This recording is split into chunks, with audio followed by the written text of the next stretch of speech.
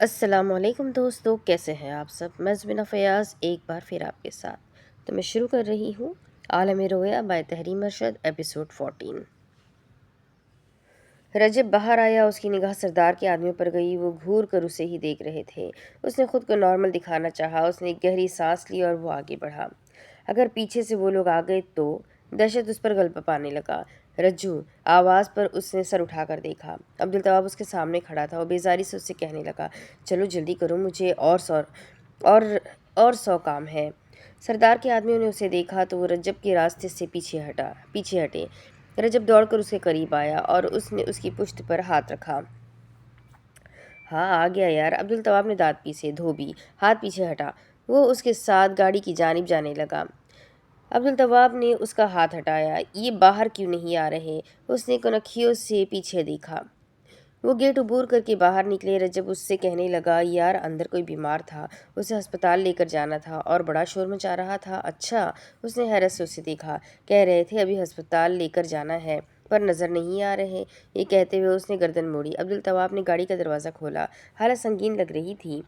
وہ بھی دروازہ کھول کر اندر بیٹھا۔ عبدالتواب اسے بتانے لگا، دائیں جانب پر بھی گیٹ ہے، وہاں سے نکل گئے ہوں گے، اور ویسے بھی وہ قریب پڑتا ہے۔ اچھا۔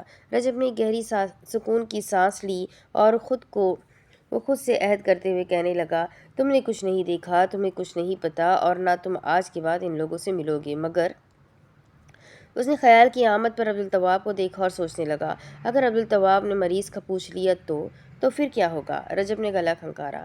عبدالتواب اس کی جانب متوجہ ہوا۔ عبدالتواب نے گاڑی کا دروازہ بند کرتے ہوئے گاڑی سٹارٹ کر دی۔ تابے ایک بات کرنی ہے، وہ ایک دم کہہ پڑا۔ ہاں؟ اس نے گلے سے تھوک نکلا۔ کچھ دن پہلے باجی مجھے ملی تھی، کہہ کر گئی تھی شاز بھائی کی معلومات چاہیے۔ اس نے گاڑی کی رفتار تھوڑی آہستہ کرتے ہوئے پوچھا، کون شاز بھائی؟ عبدالتواب کا دل زور زور سے دھڑکنے لگا۔ وہ اسے بتانے لگا، وہی اسام بھائی کے دوست، مگر اس نے ظاہری طور پر کوئی دلچسپی نہیں دکھائی۔ یاد نہیں؟ اچھا تو باجی کیا کہہ رہی تھی؟ رجب نے دل دبا کر اسے دیکھا اور پھر بتانے کی کوشش کی، دیکھو برا مت ماننا، پر جو بولوں گا سچ بولوں گا۔ اچھا؟ متفکر ہوا۔ وہ کہہ رہی تھی انہوں نے میرے بھائی کے ساتھ شاز بھائی کو 2 ٹائم کیا تھا، اور شاز بھائی اس شہر کے سب سے زیادہ حسین لڑکے تھے، اور پتہ نہیں وہ کیا کیا بول رہی تھی۔ وہ ان کے بارے میں جاننا چاہتی تھی۔ عبدالتواب الجھنے لگا، کوئی اپنے شوہر کے بارے میں کسی اور سے کیوں جاننا چاہے گا؟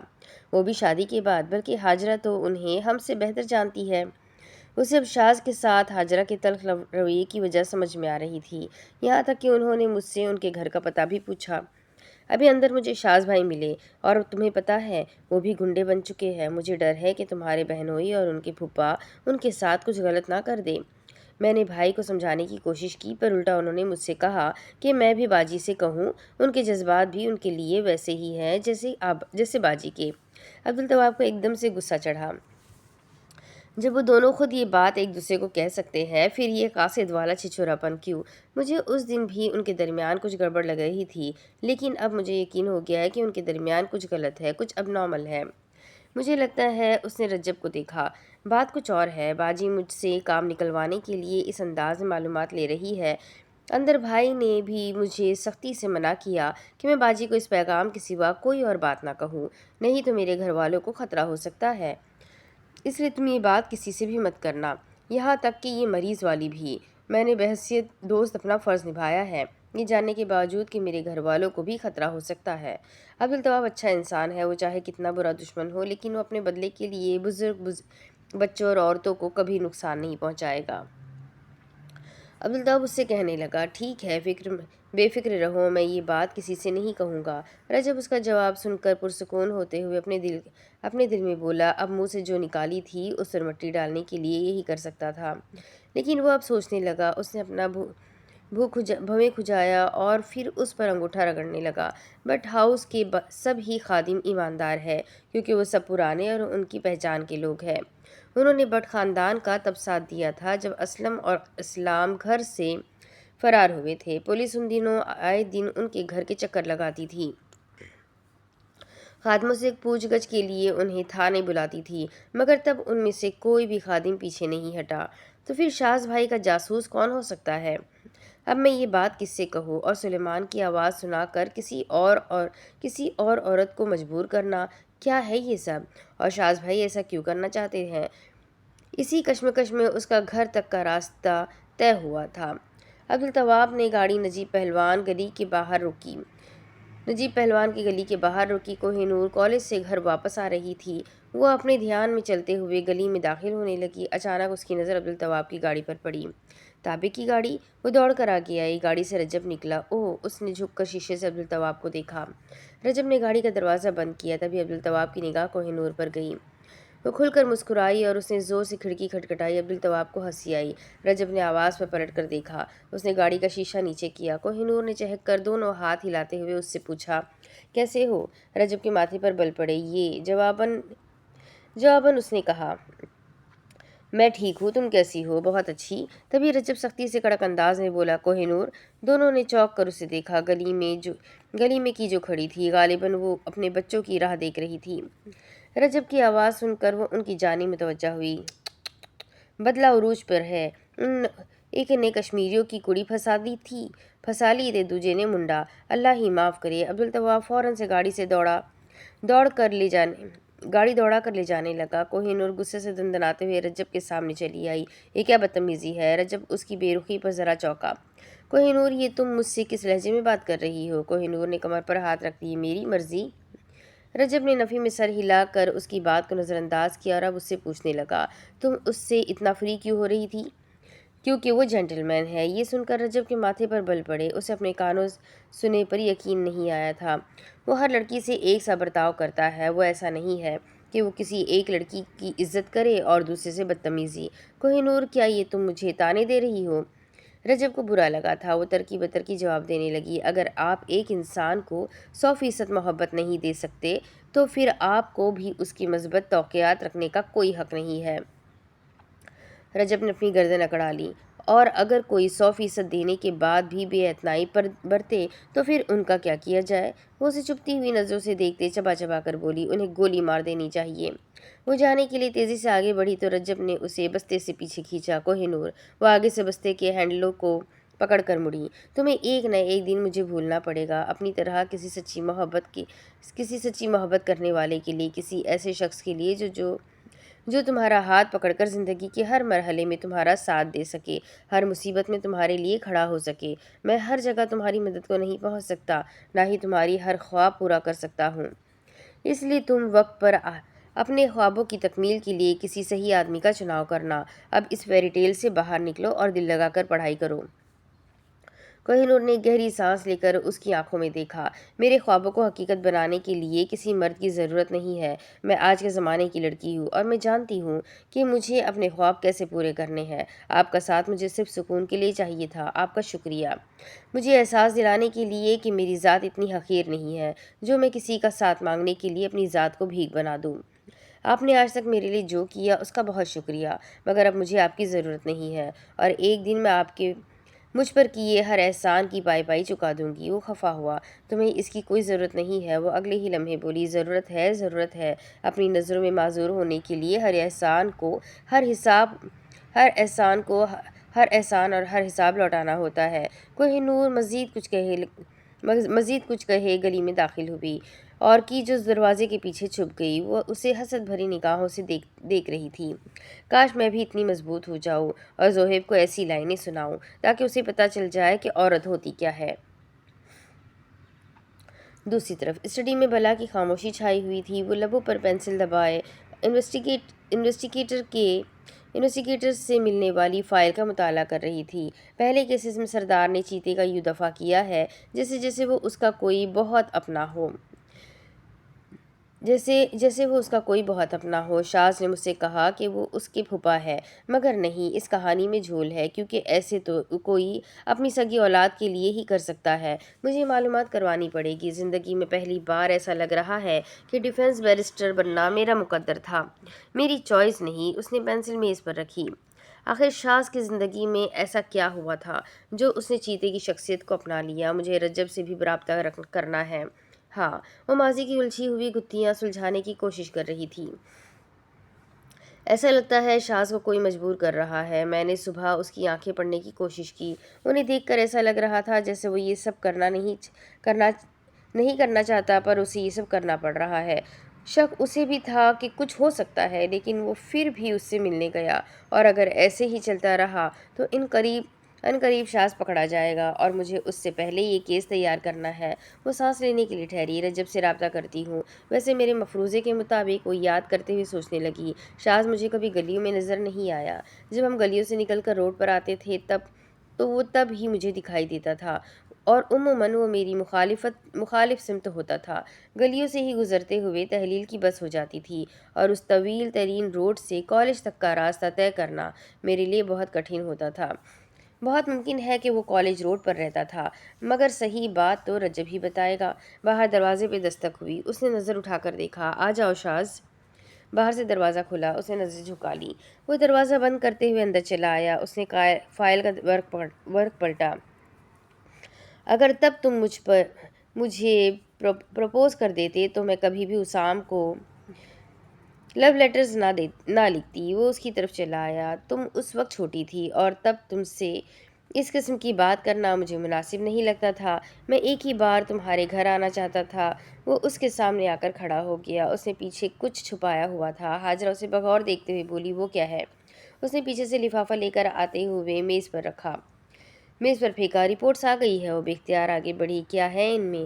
وہ لفافہ اٹھا کر کھولنے لگی۔ وہ کرسی کھینچ کر اس کے سامنے بیٹھا۔ الفت ہی ماں ہے۔ اوہ! اس نے لفافے سے رپورٹ نکالی، لیکن اس نے اس کی آنکھوں میں دیکھا۔ کیا الفت مر گئی؟ وہ سادگی سے سر ہلا کر بولا تھا۔ اس کی پیشانی شکن آلود ہوئی۔ کب اور کیسے؟ اس نے خودکشی کر لی۔ اوہ! وہ اب رپورٹ پڑھنے لگی۔ ہمیں ابھی اس کی ضرورت تھی۔ وہ اس کے چہرے پر اضطراب کو واضح طور پر دیکھ سکتا تھا۔ وہ تمہیں بچا سکتی تھی۔ اس نے سر اٹھا کر اسے دیکھا۔ اتنا خرچہ بھی ہو گیا اور ہاتھ بھی کچھ آیا نہیں۔ کیا ہاتھ نہیں آیا؟ ہاجرہ نے سادگی سے پوچھا تھا۔ ویسے 1.5 ارب کا مال مل گیا ہے۔ اسے سنجیدگی سے دیکھتے ہوئے لفافہ اور کاغذات میز پر رکھنے لگی۔ تمہیں اس سب سے کچھ حاصل نہیں ہوا شاز، کیونکہ تم چیتے نہیں ہو۔ تم صرف اس کے کاپی کیٹ کرمنل ہو، جس کا ایک بھی کیس رپورٹڈ نہیں۔ لہٰذا میری نظر میں تم بے قصور ہو، اور سردار تمہیں اپنے مفاذ کے لیے استعمال کر رہے ہیں۔ ویسے کیا وہ واقعی تمہارے پھوپھا ہے؟ کیونکہ اگر پچھلے کیسز سے اب کے حالات کا موازنہ کیا جائے تو دونوں کیسز میں صورتحال بہت مختلف لگتی ہے۔ وہ اس کا چہرہ پڑھنا چاہتی تھی، مگر وہ ہمیشہ کی طرح کورا تھا۔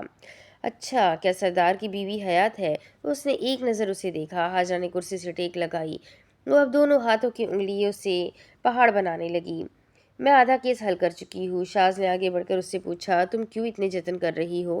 وہ ٹیک ہٹا کر تلخی سے کہنے لگا، تاکہ میں تمہیں اس سب سے نکال سکوں، تمہیں ایک نارمل زندگی دے سکوں، ہم ایک ساتھ باہر جا سکیں، میں دنیا کو یہ بتا سکوں کہ میں شادی شدہ ہوں اور میرے شوہر کا نام شاز ہے۔ وہ نظر جھکا کر خاموش بیٹھا تھا۔ ہاجرہ اسے دیکھ رہی تھی۔ دلیلیں گڑھی نہیں جاتی شاز۔ اس نے سر اٹھایا۔ تمہارا گھر کالج روڈ پر تھا، تمہارا خاندان یہی رہتا تھا۔ میں جانتی ہوں تمہارا خاندان یہی رہتا تھا، تم ہر ہفتے یہاں آتے تھے۔ اس نے کونیاں میز پر ٹکا لی۔ میرا کوئی خاندان نہیں تھا، بس چند عزیز لوگ تھے جنہوں نے میری یتیمیت میں میرا ساتھ دیا تھا، اس لیے تمہیں میرے متعلق کچھ پتہ نہیں چلے گا۔ اوہ، تو تم یتیم تھے؟ اس نے ایک طرف گردن گرا لی۔ چاہے تم یتیم تھے یا کچھ بھی تھے، کہیں تو رہتے تھے، کوئی تو بیک گراؤنڈ ہوگا تمہارا۔ نہیں بتاؤ گے تو پھر بھی تو میں پتہ لگا ہی لوں گی، بلکہ کتنا کچھ لگا چکی ہوں۔ شاز نے آنکھیں میچ کر کھولتے ہوئے اسے دیکھا۔ تمہیں نہیں لگتا تم مجھ پر بہت پیسے خرچ کر رہی ہو، اور شاید تم نے یہی پیسہ بچانے کے لیے مجھ سے شادی کی تھی؟ وہ محفوظ ہو کر کہنے لگا، ساری زندگی خرچہ نہ کرنا پڑے اس لیے آج پیسے لگا رہی ہوں۔ ایک بار میں تمہارا نام کلیئر کروا لوں، پھر تم شاز بن کر بحیثیت انویسٹیگیٹر کام کرنا۔ یقین کرو بہت پیسہ ہے اس کام میں، ہر جگہ سے کمیشن آتا ہے۔ اس نے دو ٹوک انداز میں کہا، میں ارشد ہی ٹھیک ہوں۔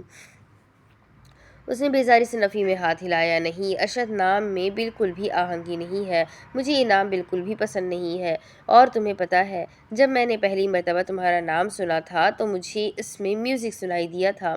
شاز کے لبوں پر مسکراہٹ اترنے لگی، اور میں خواہش کیا کرتی تھی کہ کاش اسام کا نام بھی شاز ہوتا۔ اس نام میں دلکشی ہے، اس کا مطلب، اس کا تلفظ، اس کی آواز، اس میں ایک آہنگی ہے، ایک خوشی ہے۔ اس کی باتیں سنتے ہوئے شاز کا سرد چہرہ شاداب ہونے لگا۔ ہاجرہ، کیا تمہیں وہ انگریزی ڈرامہ اتنا پسند ہے جو تم بار بار اس کے حوالے دیتی ہو؟ اس نے گہری سانس لی۔ اس کے لہجے میں جیسے تازگی بھر گئی۔ میں ہر ہفتے अरेस्ट होने की अहमियत देख एरिट होने की अहमियत देखने थिएटर जाती थी। वैसे क्या कभी तुमने मेरा पीछा किया? उसने नफ़ी में हाथ हिलाया। नहीं, इंग्लिस्तान में मेरी एक पेशेंट भी इस ड्रामे की शायक थी। उसी के कहने पर एक मर्तबा मैंने ये ड्रामा देखा था। वो मुट्ठी मुंह से लगाकर कुछ सोचने लगी। फिर उसने उसे देखा। शाज पुकार पर उसने उसे देखा। उल्फा जिंदा है ना? उसने कोई तासुर नहीं दिया। मुझे पता है तुम उसे कुछ नहीं होने दोगे। तुम मुझसे मोहब्बत करते हो, तुम मेरे साथ रहना चाहते हो, इसलिए तुम उसे कभी नहीं मारोगे, ना ही उसे मरने दोगे। और वो भी अपने बच्चे से मिले बगैर मरने की ख्वाहिश नहीं कर सकती। अगर तुम ये नहीं बताना चाहते कि वो कहाँ है तो मत बताओ, मगर उसे महफूज रखो। उसने बेजारी से दीदे घुमाए।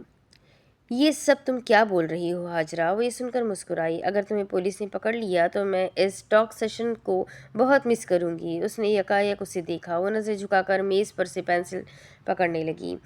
मैं शाज से हर रोज़ बात करना चाहती हूँ। उसने अपने सामने पड़ी हुई फाइल को बंद किया और पेंसिल पेन होल्डर में रखी।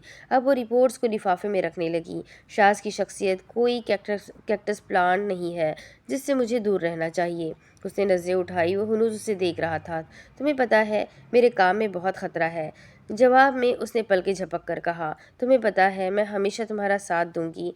इससे पहले कोई भी मसला संगीन हो तुम मेरे पास आओगे आओगे ना?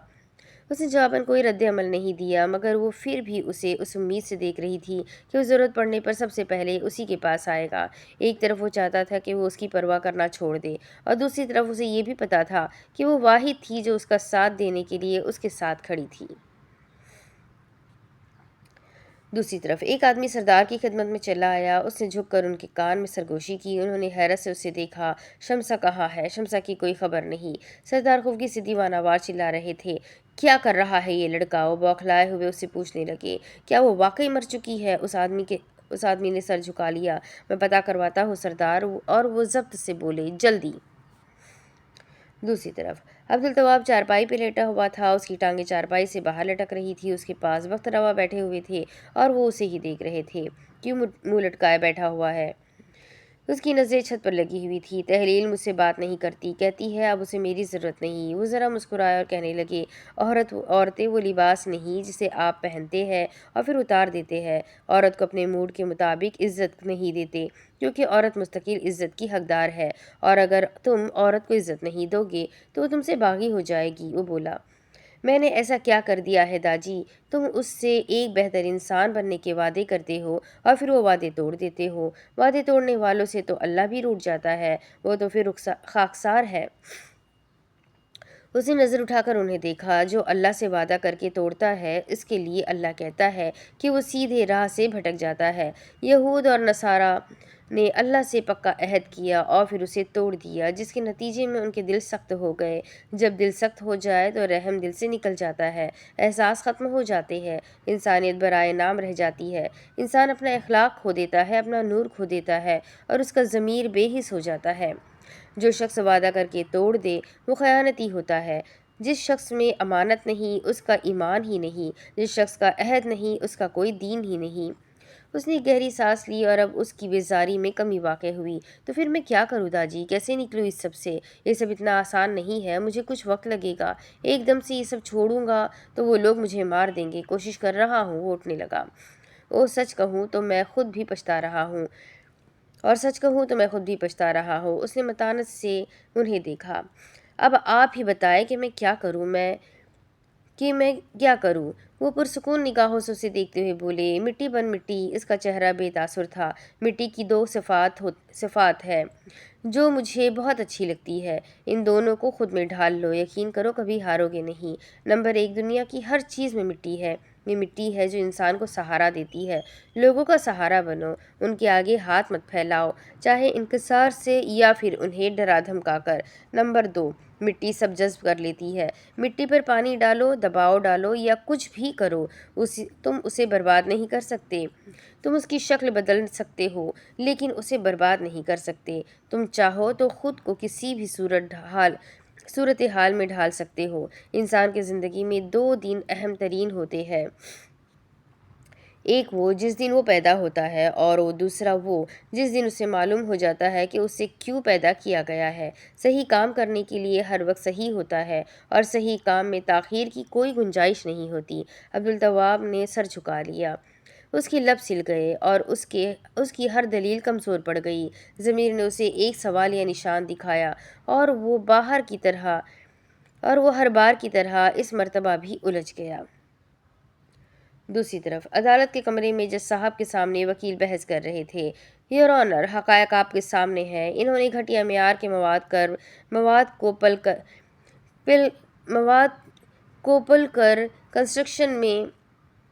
کو پل کی کنسٹرکشن میں استعمال کیا ہے۔ یہ لوگ جواب دہ ہے کیونکہ ان کی کوتاہی اور غفلت کی وجہ سے 200 سے زائد لوگوں کی زندگیاں متاثر ہوئی ہیں اور ڈیفنس اپنے دفاع میں ابھی تک کچھ ثابت نہیں کر سکی۔ وہ بیٹھنے کے لیے پلٹے۔ جج صاحب نے حاجرہ کی جانب دیکھا۔ وہ اٹھی۔ ڈیفنس: یور آنر، میرے موکل توجی احمد گزشتہ 10 سال سے یہ کنسٹرکشن کمپنی چلا رہے ہیں۔ اس 10 سال کے عرصے میں انہوں نے اور بہت سے پروجیکٹس مکمل کیے ہیں اور اس سے پہلے کبھی کوئی شکایت کا موقع نہیں ملا۔ اس پل کو بنے ہوئے 5 سال ہو گئے ہیں۔ مخالف وکیل مزاحمت کرنے کے لیے اٹھے۔ I object your honour. اوورسولٹ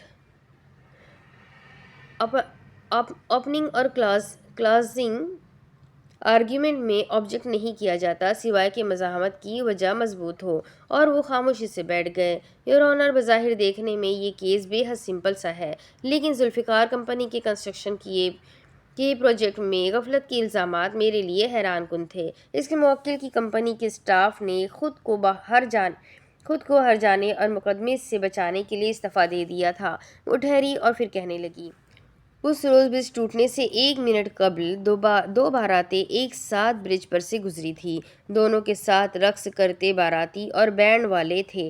مسلسل پل پر سے گاڑیاں گزر رہی تھیں۔ سائنس کی ایک شاخ فزکس ہے جس کے مطابق ہر چیز کی فریکوینسی ہوتی ہے، اور جب کسی چیز کی فریکوینسی دوسری چیز کے مطابق ہو جائے تو دوسری چیز کولیپس کر سکتی ہے۔ اس کی ایک مثال انسانی آواز ہے جس کی فریکوینسی سے ہم شیشہ توڑ سکتے ہیں۔ یور آنر، مجھے اپنے گواہ کو وٹنس باکس میں بلانے کی اجازت دی جائے تاکہ ہم اس فینومینا کو تفصیل سے سمجھ سکیں۔ متوفیوں کے خاندان والے کٹہرے میں کھڑے گواہ کو تنفر سے دیکھ رہے تھے۔ تاریخی حوالے سے بات کی جائے تو اپریل سن 1831 کا واقعہ ہے۔ فوجیوں کی ایک بریگیڈ نے انگلینڈ کے بروٹن سسپینشن برج پر مارچ کرتے ہوئے جب قدم رکھے تو اگلے ہی لمحے وہ برج ٹوٹ گیا۔ تحقیق کے بعد یہ بات علم میں آئی کہ فوجیوں کی فریکوینسی پل کی فریکوینسی سے میچ کر گئی تھی، جس کے نتیجے میں وہ خوفناک حادثہ پیش آیا تھا۔ فوجیوں کی مارچنگ میں اور باراتیوں کے رقص میں بہت فرق ہے، مگر یہاں وہ 2 باراتی خاندان تھے، آگے اور پیچھے، ساتھ ہی بینڈ والوں کی پریڈ، اور یہ حادثہ عین اس وقت پیش آیا۔ عینی شاہد کے مطابق برج ٹوٹنے سے قبل انہیں زلزلے کے جھٹکے بھی محسوس ہوئے۔ بعض نے اسے کچھ دیر کا زلزلہ کہا، مگر اگر یہ زلزلہ ہوتا تو پورے شہر میں آتا۔ سائنس کے مطابق یہ فریکوینسی کے میچ ہونے کے سبب ہوتا ہے۔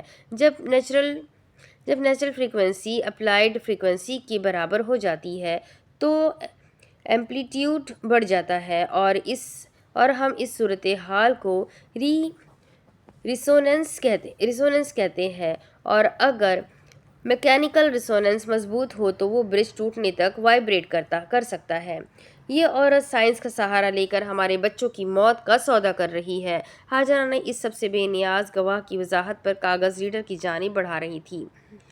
چند لمحوں بعد جراح کی باری تھی۔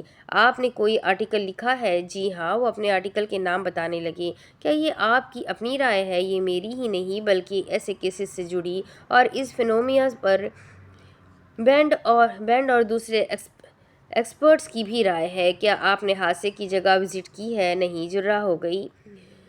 حاجرہ نے ایک نظر مسکرا کر مخالف وکیل کو بیٹھتے ہوئے دیکھا۔ جو خوشی ڈیفنس میں ہے وہ اور کہیں نہیں۔ الزام لگانا بہت آسان ہے اور اس الزام کو ہٹانا اتنا ہی مشکل۔ سماعت کے بعد غیظ و غضب سے بھرا ہوا ہجوم اس پر ٹوٹ پڑا اور بچتے بچاتے اپنی گاڑی کی جانب جانے لگی۔ واٹ دا ہیک، جاہل لوگ۔ وہ ایک طویل دن گزارنے کے بعد شام کو جب گھر لوٹی تو اپنے ساتھ بہت سے نئے سوالات لے کر لوٹی تھی۔ گھر آئی تو اسے اپنا لاؤنج خالی ملا۔ وہ خاتمہ سے شاز کا پوچھ کر اس کے کمرے میں چلی آئی۔ وہ فون پر بات کرتے ہوئے کمرے میں ٹہل رہا تھا۔ فکر کی بات ہی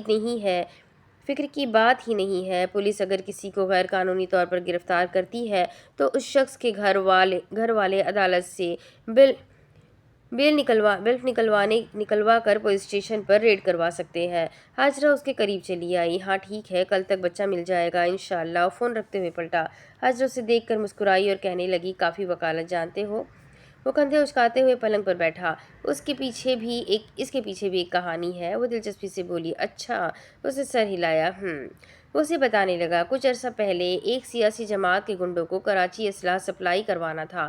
اسمگل ہونے سے پہلے ہی پولیس نے ریڈ کر دی اور ایک پولیس افسر نے میری ٹانگ پر گولی مار دی، لیکن بچت ہو گئی۔ سردار کے بندے مجھے قصور کے قریب ایک گاؤں ہے، وہاں لے گئے۔ نہ کھانے کے لیے کچھ تھا، نہ ہی علاج کے لیے۔ سردار بار بار بندے بھیجنے سے خائف تھے، انہیں ڈر تھا کہ ہم پکڑے نہ جائیں۔ تبھی میں نے سوچا کہ اپنا پیٹ خود ہی پالنا چاہیے۔ وہاں غریب لوگ تھے، عدالت کے نام پر ڈر جاتے تھے۔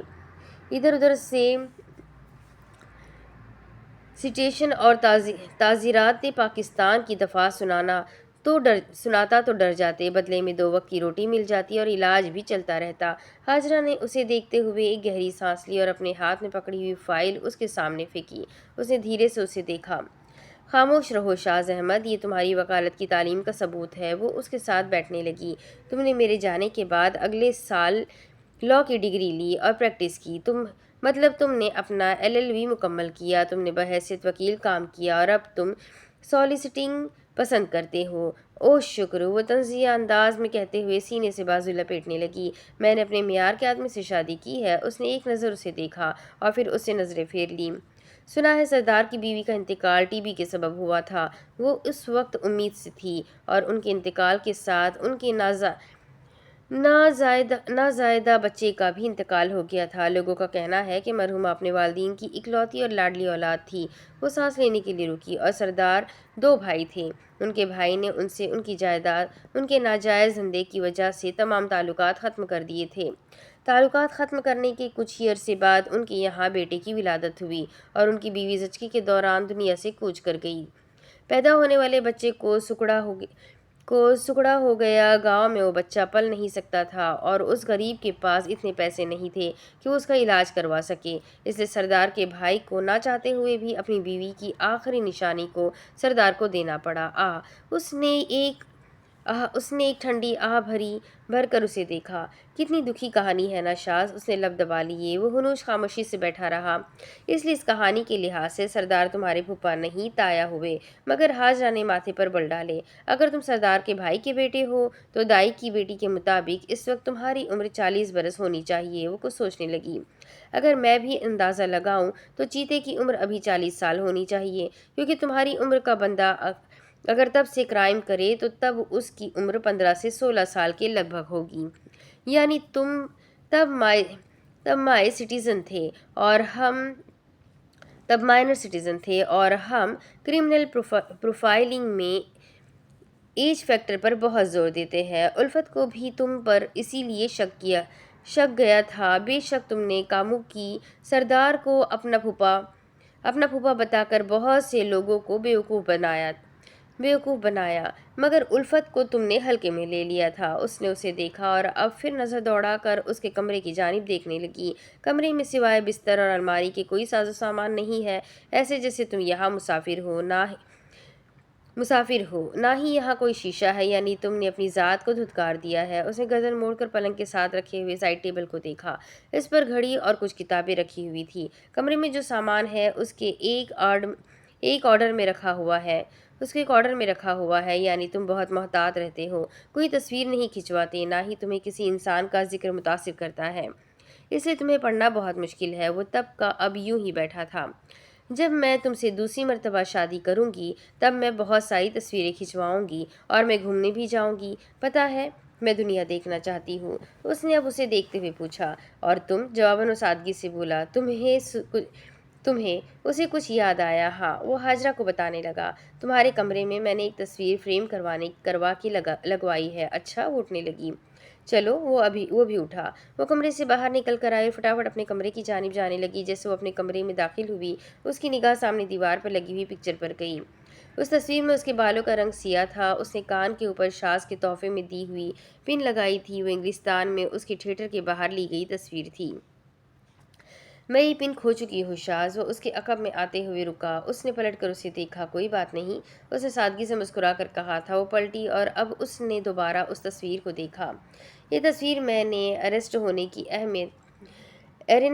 की अहमियत देखने से पहले उतरवाई थी। पता है शाज, ये ड्रामा मेरा पसंदीदा क्यों है? क्योंकि इसमें सबकी ख्वाहिशात पूरी हो जाती है। जान चाहता है वो एरेनिस्ट हो और वो एरेनिस्ट ही होता है। सिसिली एरेनिस्ट के ख्वाब देखती है और एरेनिस्ट उससे मिलने आ जाता है।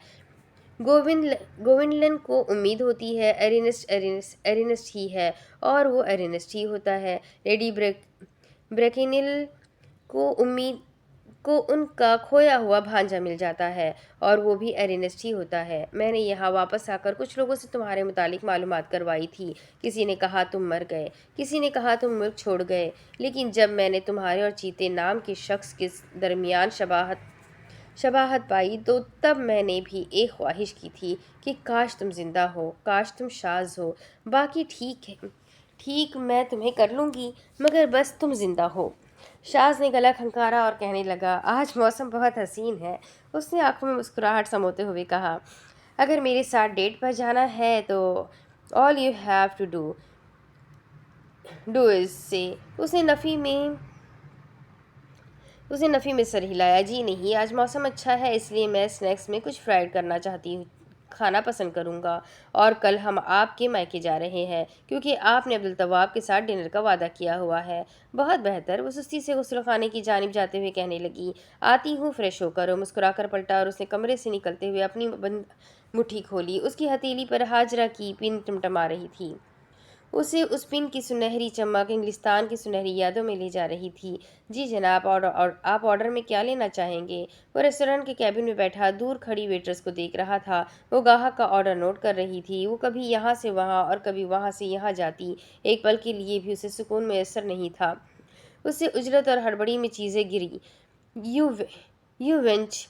मैनेजर की गरज पर वो डर जाती और सर झुकाकर अपने हाथ मरोड़ते हुए आंखें मीच लेती। याद से एक और लम्हा। वो देर रात तक ड्यूटी करने के बाद सख्त सर्दी में रेस्टोरेंट से बाहर निकली। उसने ऊनी कोट पहना हुआ था। वो अपने गले में मफलर लपेटे हुए चलने लगी। वो ओवरकोट की जेबों में हाथ फंसाए फासले से उसे देख रहा था। उसे अक्सर रास्ते में शराबी, खलंडरे और आवारा बदमाश मिलते, मगर वो उनका बड़ी दीदा दिलेरी से मुकाबला करती। वो कभी उन्हें अपना छाता, कभी अपना पर्स किसी शमशीर की तरह दिखाती। Get out of my way, otherwise I call the cops I call the cops. वो बाहर वहाँ से भगाकर वो उन्हें वहाँ से भगाकर आगे बढ़ी। उसने घड़ी पर वक्त देखा और सोचने लगी, फ़ोन करूँ या ना करूँ। वो शिशोपंज में टेलीफोन बूथ की जानिब चली आई। उसने दरवाज़ा खोला और अंदर दाखिल हुई। सड़क पर खामोशी छाई थी। उसने सिक्का निकाल कर डाला। वो उसकी आवाज़ तो नहीं सुन सकता था, मगर वो उसके चेहरे के ज़ाविये बदलते हुए देख रहा था। उसे तड़प तड़प के बते हुए देख रहा था। वो रोते हुए देख रहा था। वो रोते रोते फिर से सिक्का निकालती, उसे डालती और फिर से रोती। वो अपने 10-15 मिनट ज़ाय करने के बाद बाहर निकली। उसने अपने आंसू पोंछे और वहाँ से चल दी। कुछ रोज़ बाद आज उसने ब्रिस्टल की ट्रेन पकड़ी थी। वो उसका ताक़ुब करते हुए ट्रेन में दाखिल हुआ। वो सुबह की निकली, दोपहर के वक्त ब्रिस्टल पहुंची थी। वो सरसब्ज शादाब और पहाड़ों से घिरा हुआ पुरसुकून इलाका था। वो खाकी ओवरकोट में मलबूस क्लिफ्टन सस्पेंशन ब्रिज की जानिब जा रही थी। उस ज़माने में वो ब्रिज खुदकुशी के लिए मशहूर था। वो अब भी इसका ताक़ुब कर रहा था। तभी उस दोशीज़ा की आंखें भीगने लगी। वो ब्रिज की वसत में खामोश खड़ी थी। लम्हे भर में उसकी खामोशी बाआवाज़ रोने में तब्दील हो गई। मुझे यहाँ گورے گالیاں دیتے ہیں۔ اس کا چہرہ سرخ پڑنے لگا، بالوں میں لگی پن حلق کے بل جھک کر رونے سے پھسلنے لگی۔ مجھے ڈوروم میں لڑکوں کے ساتھ رہنا پڑتا ہے، کتنا گندا ہے یہاں یہ سب۔ دیر رات تک مجھے کام کرنا پڑتا ہے، صبح میری نیند پوری نہیں ہوتی اور اس لیے مجھ سے پڑھا بھی نہیں جاتا۔ وہ ہچکیاں لے لے کر رو رہی تھی، وہ افسوس سے اسے دیکھ رہا تھا۔ میرا ایک ہی بھائی ہے اور وہ بھی مجھ سے بات نہیں کرتا۔ اس نے اپنے چہرے پر ہاتھ رکھ لیے۔ شاز نے بھی میرے خطوط کا جواب نہیں دیا۔ اسے برا لگا تھا، اسے بہت برا لگا تھا۔ وہ بھی مجھے بھول گیا ہے۔ میں نے اسے کتنے خط لکھے مگر اس نے مجھے ایک کا بھی جواب نہیں دیا۔ میں کتنی اکیلی ہوں یہاں، یہ پردیس مجھے کھا رہا ہے۔ Oh, I am done with my life. شاز تیزی سے آگے بڑھا۔ میرا دل بہت بھر گیا ہے، کسی کو بھی نہیں پتا کہ یہاں میرا کیا حال ہو رہا ہے۔ اس کی آنکھوں سے آنسو ٹوٹ ٹوٹ کر اس کے کوٹ پر گر رہے تھے۔ اس نے دل پر ہاتھ مارا اور آنکھیں موندے ہوئے آگے بڑھی۔ نیچے ندی کا پانی ٹھہرا ہوا تھا۔ مجھے پانی سے ڈر لگتا ہے۔ مجھے اونچائی سے نیچے دیکھتے ہوئے چکر آتے ہیں، مگر صرف تھوڑی دیر کی بات ہے ہاجرہ، صرف تھوڑی دیر، پھر تم امن میں ہوگی۔ وہ اس سے چند قدم کے فاصلے پر تھا۔ وہ آگے بڑھی، اس کا دل دھڑک رہا تھا۔ وہ تیزی سے آگے آیا، اس نے لب کھولے، تبھی پیچھے سے اسے کسی آدمی کے چلانے کی آواز سنائی دی۔ شاز کو اپنے تن بدن میں سنسنی کی لہر دوڑتی ہوئی محسوس ہوئی۔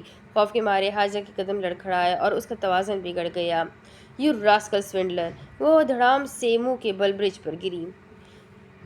Stay, you have ruined my life.